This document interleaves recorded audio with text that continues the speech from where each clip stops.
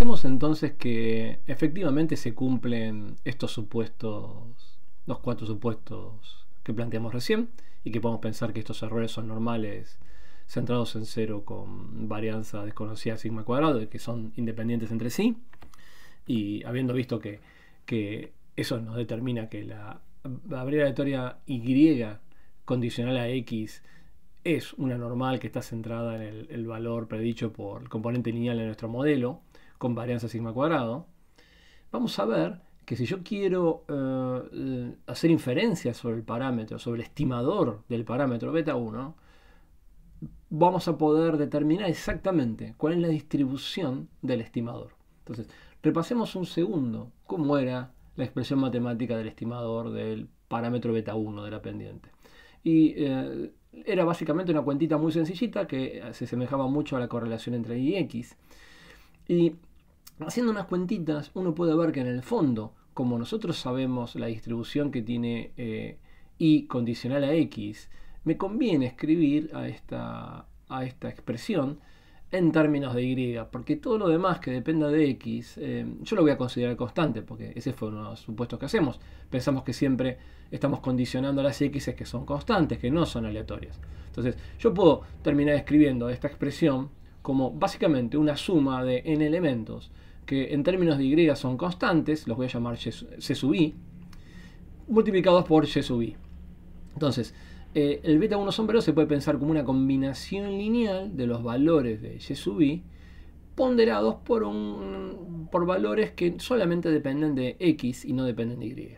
Entonces, el beta 1 sombrerito se puede escribir como la suma de i de 1 hasta n de c sub i por y sub i.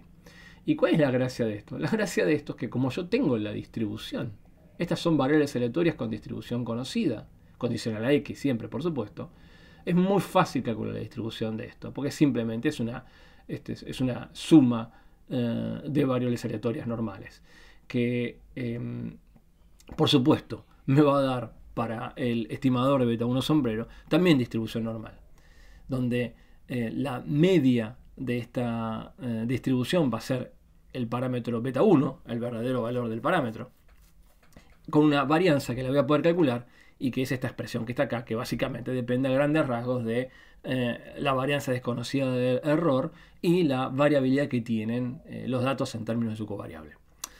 Pero no importa, más allá de la interpretación de estos parámetros, lo importante es que fíjense que los supuestos automáticamente nos redundan en que tenemos la distribución exacta del estimador de beta 1.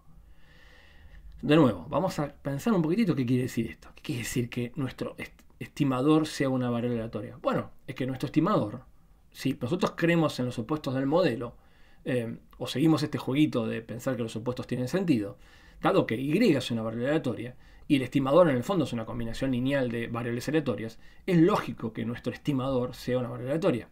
De nuevo, ¿qué quiere decir estimador? Estimador es un mecanismo de cálculo.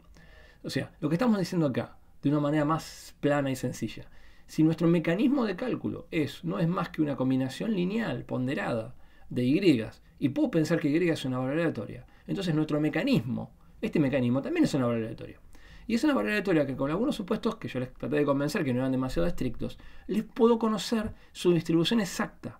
Pero guarda, exacta salvo los parámetros de los cuales depende, que para mí son desconocidos. Y en este caso claramente es beta 1, que es justamente sobre lo que yo quiero hacer inferencia.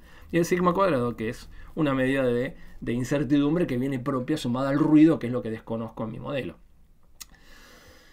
Varios comentarios con respecto a esto. Primero, fíjense que ahora nos olvidamos por un segundo de la parte estadística. Me olvido de la cuestión probabilística y pienso a este estimador beta 1 sombrero como un mecanismo numérico de cálculo. Y esta expresión lo que me está diciendo muy sencillamente es que, bueno, mira, en el fondo, es el estimador de beta 1, la pendiente, surge de hacer una cuentita muy sencillita. Es un promedio ponderado de los valores de y, que son, los ponderadores son estos c sub i. Y estos c sub i, si los miran bien, van a ver que tienen sentido, porque estos c sub i, si se fijan bien, dependen de dos cosas. Por un lado, de la varianza muestral, del desvío muestral de los valores de X de la muestra, que aparece en el denominador. Y en el numerador, para el elemento iésimo, es básicamente una medida de alejamiento de esa observación XY con respecto al comportamiento promedio de las X. ¿Qué quiere decir esto directamente? Quiere decir que para calcular el beta 1 se le va a dar mucho más peso. El C sub i va a ser más grande en alguna medida en términos absolutos si la variable, el valor XY está muy separado y muy alejado de la media en relación a una medida de alejamiento promedio que tengan los valores de las X.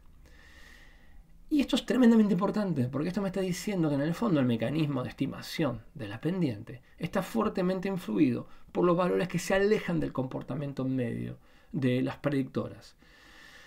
Y de nuevo, esto uno puede pensar que es algo muy particular del modelo lineal simple, pero no lo es. Esto vale para el modelo lineal múltiple, ya lo vamos a ver. Pero de nuevo, si nosotros creemos, y esto se los adelanto porque es un poco cierto, que el modelo lineal puede ser pensado como el Taylor de uno de todos los modelos del Machine Learning, esto que estamos viendo nos está alertando que esto es cierto para casi la mayor parte de los mecanismos de aprendizaje que podamos pensar. O sea, muy probablemente cuando queramos hacer inferencia o aprendizaje sobre componentes del modelo, las observaciones van a tener diferentes pesos dependiendo a cómo se comporta con respecto al promedio. Y esto lo que está diciendo es en un caso muy particular, mucho cuidado, que observaciones que son atípicas en términos de las predictoras tienen una fuerte capacidad de arrastrar inferencias sobre los parámetros del modelo, como lo estamos viendo en este caso.